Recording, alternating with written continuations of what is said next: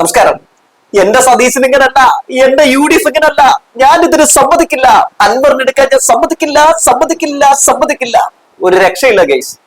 നമ്മുടെ മറുനാടൻ ഷാജന്റെ കരച്ചിലോട് കരച്ചിലാണ്.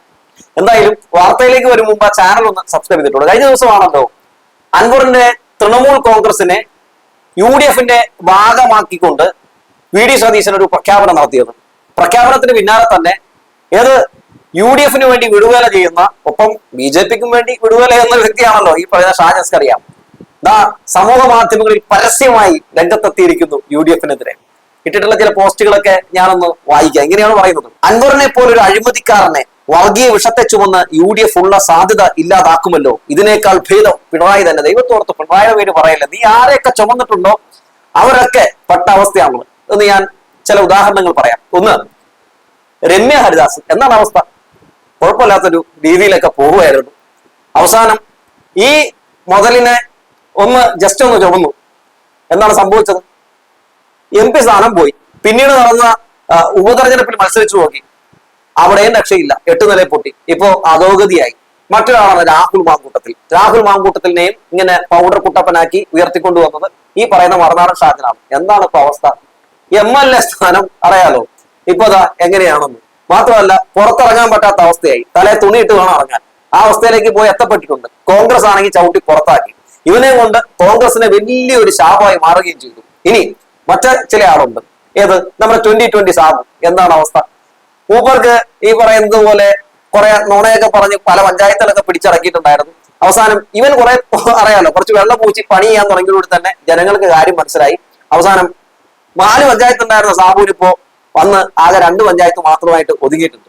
അതുപോലെ തന്നെ ഇയാള് ചുമന്നിട്ടുള്ള പല ആളുകളെയും എടുത്തു നോക്കിയിട്ടുണ്ടെങ്കിൽ അവരൊക്കെ പെട്ട അവസ്ഥയാണ് നമ്മൾ കണ്ടിട്ടുള്ളത്. ഇപ്പതാ അൻവറിന് വേണ്ടി ഇങ്ങനെ കിടന്ന് കുറയ്ക്കാൻ നേരത്ത് ഇതിലും ഭേദം പിണറായി എന്നൊന്നും ദൈവത്തോർത്ത് പറയല്ല. നീ ഒരു മാൻഡ്രാക്കാണ്. അതുകൊണ്ട് ദൈവത്തോർത്ത് പിണറായി കൊള്ളില്ലെന്നും പിണറായി ഏറ്റവും വലിയ ക്രൂരനാണെന്നൊക്കെ തന്നെ പറഞ്ഞുകൊണ്ടിരിക്കുക. പിണറായിസം തന്നെ പറയുക. കാരണം വേറെ ഒന്നുകൊണ്ടല്ല, നീ പിണറായിസം എന്ന് പറയുമ്പോൾ സ്വാഭാവികമായും പിണറായി വിജയനോട് എതിരഭിപ്രായമുള്ള അല്ലെങ്കിൽ താല്പര്യമില്ലാത്ത ഒരു വലിയ വിഭാഗം എന്തായാലും പിണറായി വിജയനൊപ്പം വരും. അതുകൊണ്ട് ദൈവത്തോർത്ത് നീ ഇടതുപക്ഷത്തെ സപ്പോർട്ട് ചെയ്ത് സംസാരിക്കരുത്.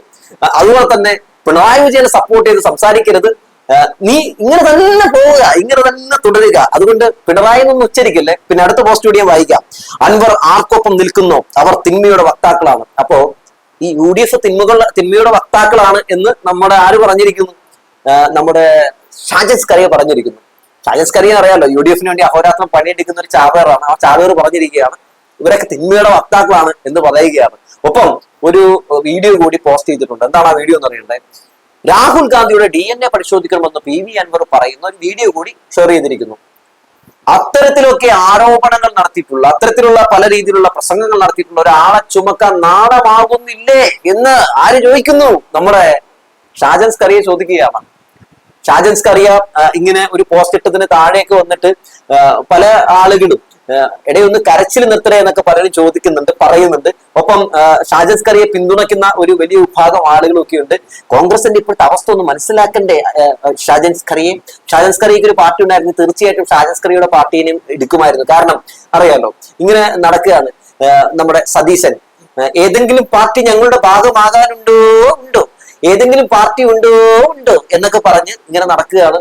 ഏതൊരു സിനിമയില് തിരക്കഥ വിൽക്കാനുണ്ടോ തിരക്കഥ എന്നൊക്കെ പറഞ്ഞ് നടക്കുന്നത് പോലെ ഏതെങ്കിലും പാർട്ടി മുന്നണിയിലായിട്ട് ചേരാനുണ്ടോ എന്ന് ചോദിച്ചുകൊണ്ട് നടക്കുകയാണ് നമ്മുടെ സതീശൻ. അപ്പൊ സ്വാഭാവികമായിട്ടും ഒരു പാർട്ടി ഇല്ലാത്തത് വലിയ ക്ഷീണമായി പോയിട്ടോ ഷാജ എന്നാ പറയാനുള്ളത്. മാത്രമല്ല, ഷാജന്റെ അവസ്ഥയും ഷാജൻ ഒരു 1.5 തേപ്പാണ് കേട്ടോ എന്തായാലും UDF വെച്ചു കൊടുത്തത്.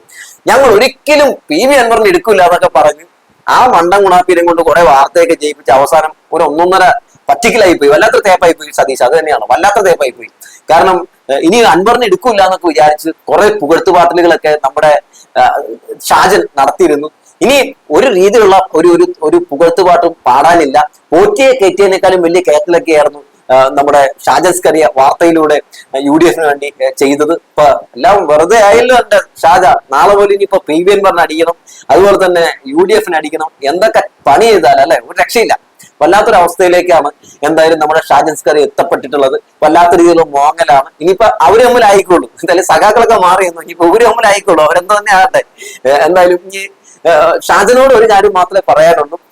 ഷാജൻസ്കറിയെ, നിങ്ങളുടെ അവസ്ഥ ഒരു പരിതാപകരമായിട്ടുള്ള അവസ്ഥയാണ്. ഈ അവസ്ഥ കണ്ടിട്ട് ഞങ്ങൾക്ക് ചിരിയാണ് വരുന്നത്, വേറെ ഒന്നും കൊണ്ടല്ല. ഇത് നിങ്ങൾക്ക് എപ്പോഴും കിട്ടാറുള്ള ഒരു പണി തന്നെയാണത്. എന്നാലും ചില കാര്യങ്ങളൊക്കെ ഷാജനോട് പറയാതെ വയ്യ. ഷാജൻ മനസ്സിലാക്കേണ്ട ഒരു പ്രധാനപ്പെട്ട കാര്യമുണ്ട് കേട്ടോ. നിങ്ങൾ ഈ പൊക്കി അടിക്കുന്ന ആളുകളുടെയൊക്കെ നിലവാരവും ഒക്കെ എത്രത്തോളമാണെന്ന് ഇടയ്ക്കൊക്കെ ഒന്ന് ആലോചിക്കുന്നത് നല്ലതാണ്. അത് ആലോചിക്കാതെ ഇറങ്ങി തിരിക്കുമ്പോഴാണ് ഇങ്ങനെയുള്ള ചില പണികളൊക്കെ ഉണ്ടാകുന്നത്. പിന്നെ നിങ്ങൾ അങ്ങനെ ആലോചിക്കാനുള്ള സാധ്യതയില്ല എന്ന് എനിക്കറിയാം. കാരണം ഒരു നിലവാരവും ഇല്ലാത്ത ആളാണ് താനെന്ന് എത്രയോ തെളിയിച്ചിട്ടുള്ളതാണ്. വ്യാജ വാർത്തകൾ ചെയ്യുക, ഇല്ലാത്ത കള്ളക്കഥകൾ പറയുക, വർഗീയ വാർത്തകൾ ചെയ്യുക, അങ്ങനെ സ്ഥിരം മാധ്യമരംഗത്തെ ഒന്നും പറയണ്ട. നിങ്ങൾ ഈ നാട്ടിലൊരു വലിയൊരു പൊതുശല്യമാണ്. അങ്ങനെ ഒരു പൊതുശല്യത്തിന് ഇങ്ങനെ ഒരു പണി കിട്ടുമ്പോൾ സ്വാഭാവികമായിട്ടും എല്ലാവരും ചിരിക്കുകയൊക്കെ ചെയ്യും. അതുകൊണ്ട് പ്രത്യേകിച്ച് നിലവാരവും വിലയൊന്നും ഇല്ലാത്ത ഒരാളുടെ ഇത്തരത്തിലുള്ള മോങ്ങൽ കാണുമ്പോൾ ആളുകൾ ചിരിക്കുന്നത് വേറെ ഒന്നും കൊണ്ടല്ല കേട്ടോ. അതായത് അറിയാലോ, നിങ്ങളോട് അത്രയധികം വലിയ കാര്യമാണ് നമ്മുടെ ജനങ്ങൾക്ക്. പിന്നെ PV അൻവർ നമ്മുടെ UDFന്റെ ഭാഗമായിട്ട് മാറുമ്പോൾ ചില കാര്യങ്ങളൊക്കെ വ്യക്തമായി തന്നെ നമ്മൾ പരിശോധിച്ചു പോകണം. ആരാണ് PV അൻവർ? PV അൻവർ UDFനോട് ചെയ്ത കൊലച്ചതികൾ എന്തൊക്കെയാണ്? നിയമസഭയിൽ ഈ പറയുന്ന സതീശനെതിരെ ഉന്നയിച്ച ആരോപണങ്ങൾ എന്തൊക്കെയാണ്? 150 കോടി രൂപ മീൻവണ്ടിയിൽ കടത്തി കേരളയിൽ അട്ടിമറിക്കാൻ വേണ്ടി എന്നൊക്കെ പറഞ്ഞത് പിണറായി വിജയനോ മറ്റുള്ള മന്ത്രിമാരോ ഒന്നുമല്ല, ഇതേ PV അൻവറാണ്. അങ്ങനെ പല രീതിയിലുള്ള ആരോപണങ്ങളൊക്കെ ഉന്നയിച്ച് കോൺഗ്രസിനെ മുച്ചൂട് നശിപ്പിക്കാൻ വേണ്ടി ഇറങ്ങി തിരിച്ച് അവസാനം കോൺഗ്രസിന് വലിയ തലവേദനയായി മാറിയ ഒരു വലിയ തലവേദന എടുത്താണ് ഇപ്പൊ ഇങ്ങനെ വലിയ കിരീടം പോലെ എടുത്ത് വെച്ചിട്ടുള്ളത്. അതുകൊണ്ട് ആരും പേടിക്കണ്ട. ഇനിയൊക്കെ നമ്മൾ അൻവർ നോക്കിക്കോളും. സീറ്റ് കൊടുത്തില്ലെങ്കിൽ അൻവറൊക്കെ കാണിച്ചു തരും നിങ്ങളെ കേട്ടോ. മാത്രമല്ല, ഇനി അങ്ങോട്ട് അൻവർ കളം നിറഞ്ഞാടാൻ പോവുകയാണ് സുഹൃത്തുക്കളെ. തെരഞ്ഞെടുപ്പിന് നോട്ടിഫിക്കേഷൻ ഒക്കെ വന്നോട്ടെ, സീറ്റ് കിട്ടിയില്ലെങ്കിൽ കാണാൻ പൂരം. എന്തായാലും ഷാജനും ഒരുപക്ഷെ കാത്തിരിക്കുന്ന അതൊക്കെ തന്നെയായിരിക്കും. സീറ്റിന് വേണ്ടി അടിയിടി കൂടാതെ നേരത്ത് നമുക്ക് മാറി നിന്നിട്ട് അറിയാലോ, മുട്ടനാടുകൾ തമ്മിൽ കൂട്ടിയിടിപ്പിച്ച് ചോര കുടിക്കാമല്ലോ എന്നൊക്കെ ആയിരിക്കും ചിന്തിച്ചിരിക്കുന്നത്.